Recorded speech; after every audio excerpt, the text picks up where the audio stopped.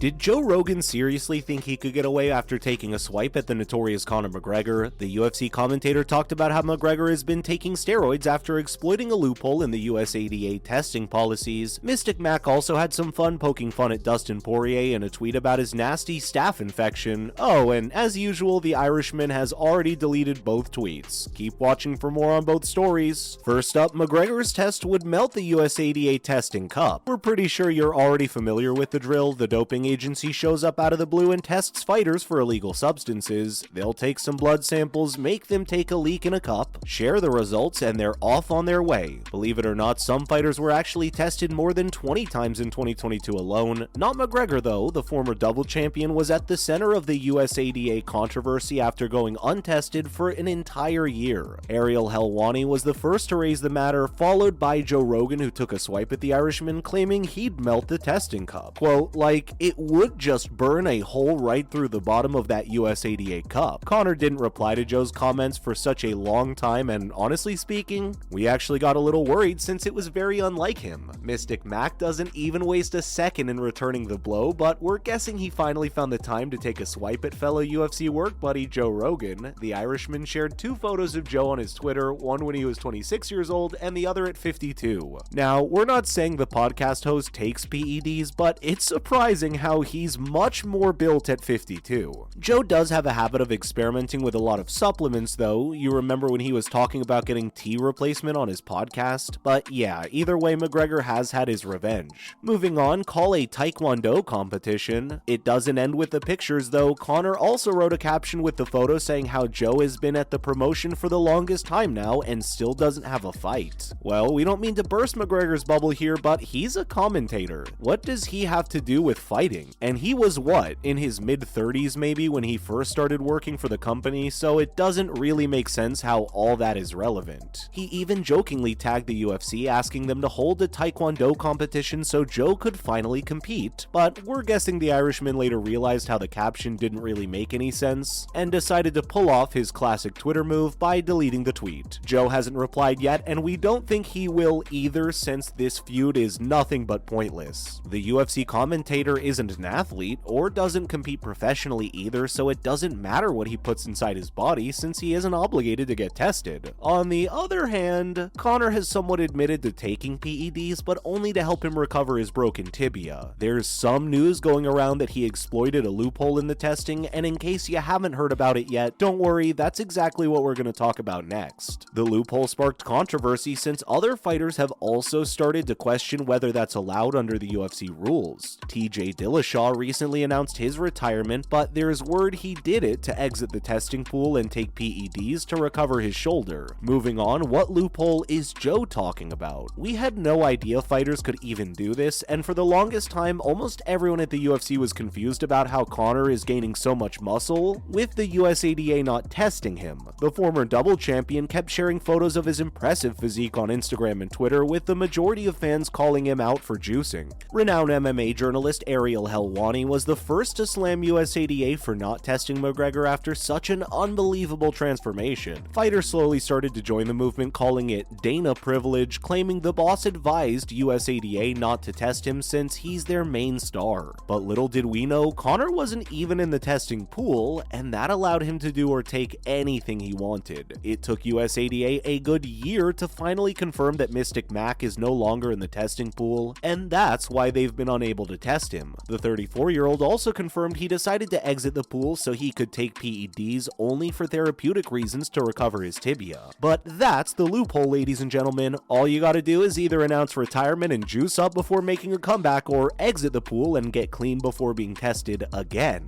Like we said before, the fight world has raised a lot of concern about whether it's okay for the UFC to be giving permission to fighters to exit the pool and take steroids. In simpler words, fighters are confused about whether they'll get the same permission as McGregor if they want to take PEDs to recover. Now for what's the update on his comeback? Before we tell you what he had to say about Dustin's nasty staph infection, let's talk a bit about his comeback. It's the million-dollar question these days, with multiple fighters at the UFC trying to entice him and the boss to book the fight. Stars like Michael Chandler, Charles Oliveira, and even featherweight champion Alexander Volkanovski have all expressed an interest in fighting the Irishman. But since he's already agreed to take PEDs to recover, when is he going to enter the testing pool again? Considering how he's packed on so much muscle, it'll take quite some time for all those things to leave his body. The USADA has a policy that a fighter must be tested at least 6 months before returning to fight, and because that hasn't happened yet, we're guessing his comeback is postponed for the second half of 2023. And if you've been following us for a while now, then you probably know how we have a different thought process about all this. Conor has confirmed he'll come back with the boss backing his statement, but if you ask us, we wouldn't get too excited. It's going to be a very short cameo with a possible trilogy fight against former rival Nate Diaz. It's no secret Conor is well past his peak now, and lasting in the lightweight division, or any division for that matter, is not his cup of tea anymore. We still slightly believe he might not even come back, but with the way things have been developing, a short cameo is the most likely case for his return. Following up, a nasty staph infection.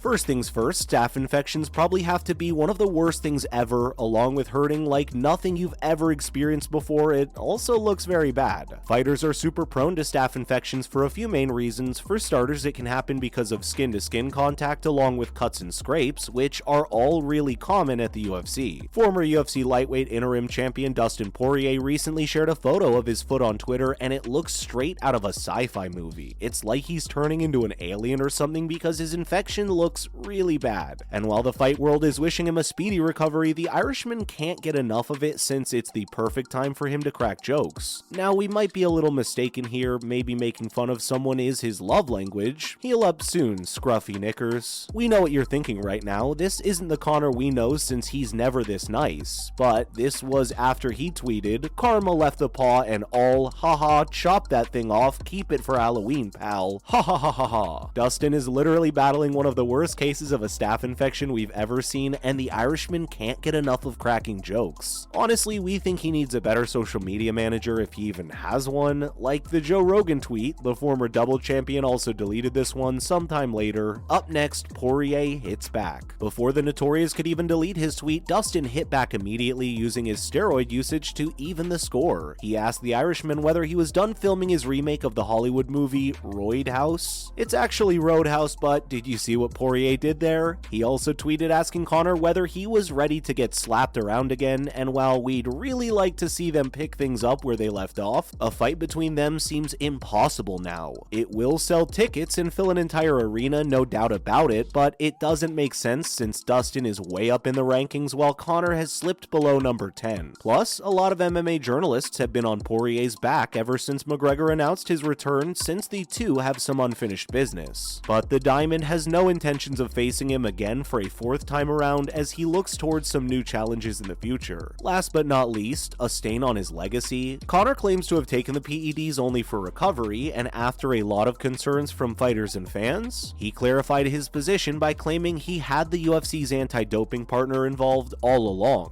We don't think he's lying since it's pretty much impossible to take anything without USADA knocking at your door. But at the same time, we can't help but wonder what this means for his legacy. Imagine if he comes back and wins a fight, MMA fans might just start saying he won because of the PEDs. Similar to the whole Islam Makhachev discussion of how he's been taking illegal substances disguised as vitamins since he was just 10 years old. Let's see. The USADA controversy has seemed to die down now, but fighters will bring it up any chance they get to hold some leverage over UFC boss Uncle Dana. That's it from our side though, folks. So what do you think? Will using PEDs for recovery impact Conor's legacy as a double champion? Let us know in the comments below. Please remember while you're down there, don't forget to hit the like button and subscribe to our channel for more interesting videos in the future. Thanks for watching, and we'll see you next time.